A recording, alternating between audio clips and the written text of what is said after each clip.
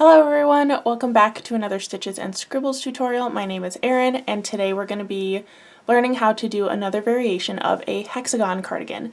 If you haven't made a hexagon cardigan before, I highly recommend checking out my other video about hexagon cardigans first.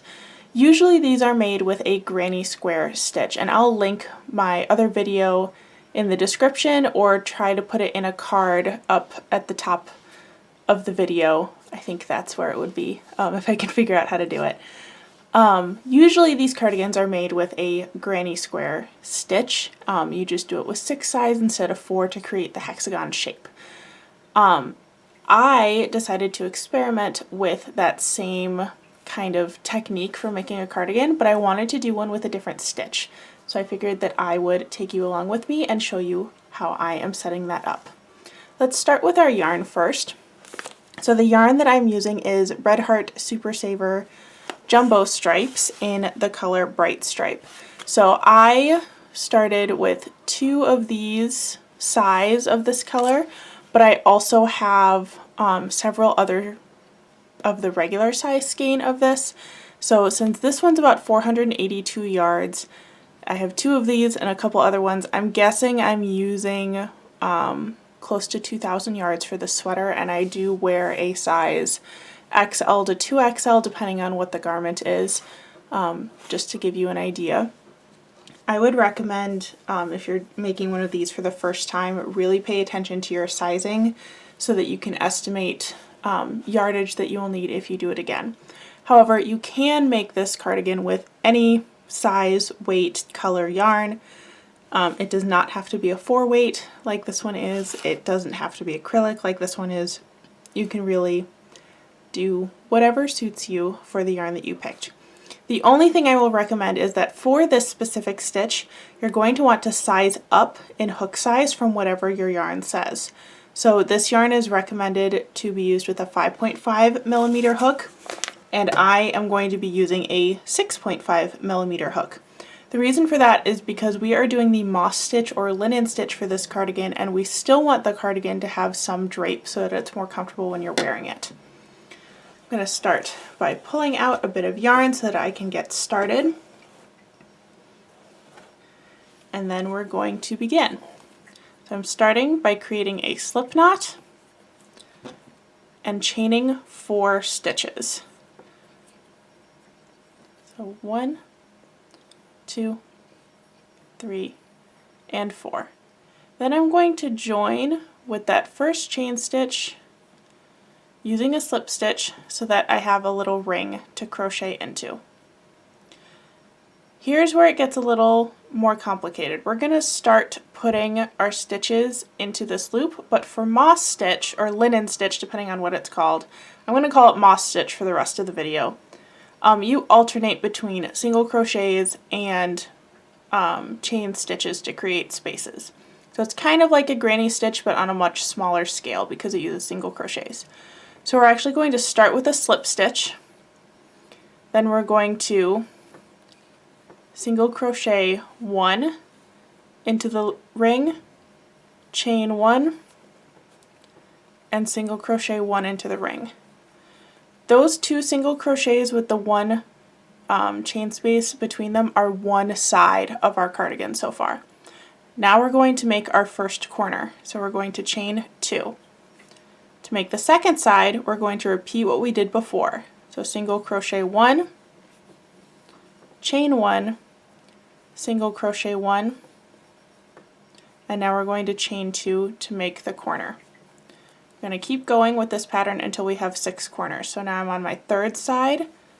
So I'm going to single crochet, chain 1, single crochet, chain 2 to make the next corner, single crochet, chain 1, single crochet, chain 2 to make another corner. I'm going to do another side, single crochet, chain 1, single crochet, chain 2. I'm going to check my count really fast. So I have side 1, 2, 3, 4, 5. So I need to make one more side, single crochet, chain 1,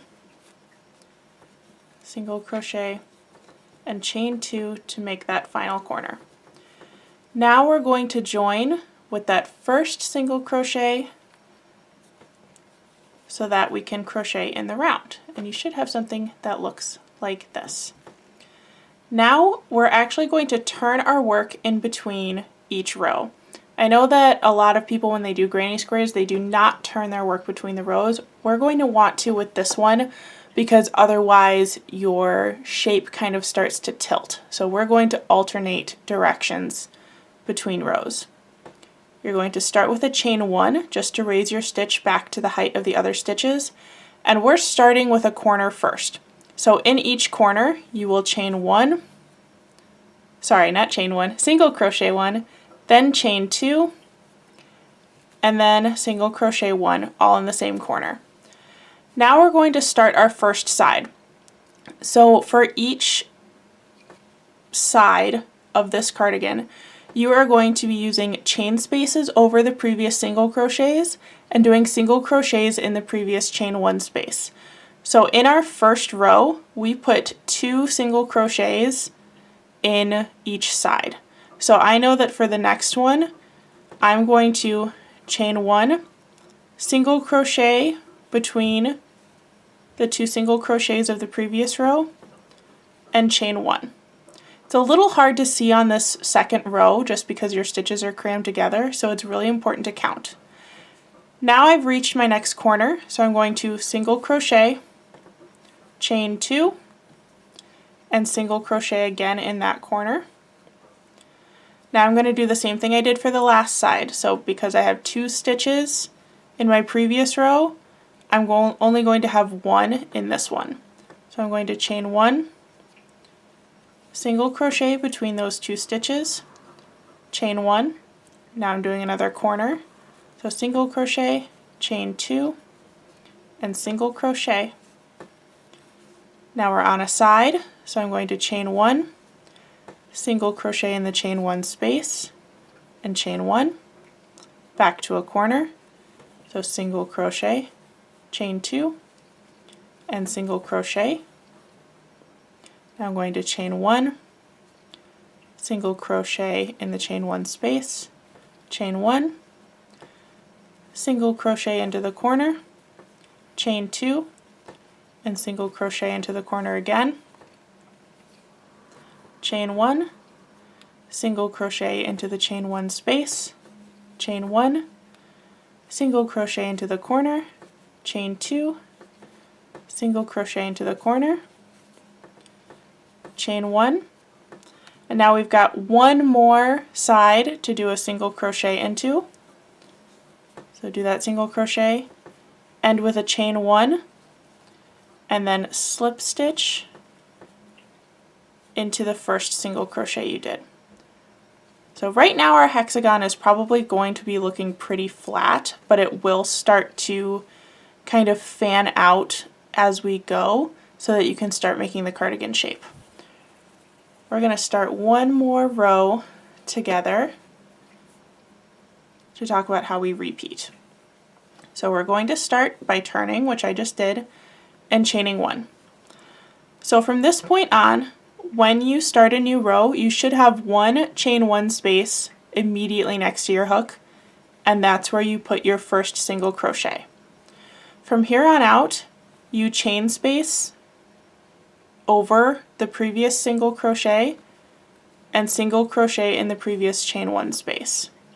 The only exception is when you get to a corner, and in each corner you put a single crochet, 2 chain stitches, and a single crochet all together. At this point it becomes a lot easier to see your pattern and where your stitches should go next, so counting is not quite as important as it was in the second row. You're just going to keep going around in that same pattern.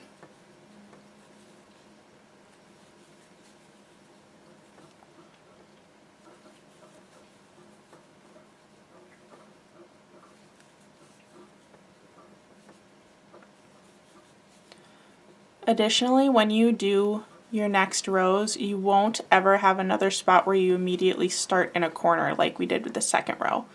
So from now on, it should all be the same, where you start in the first chain space right next to where your hook is.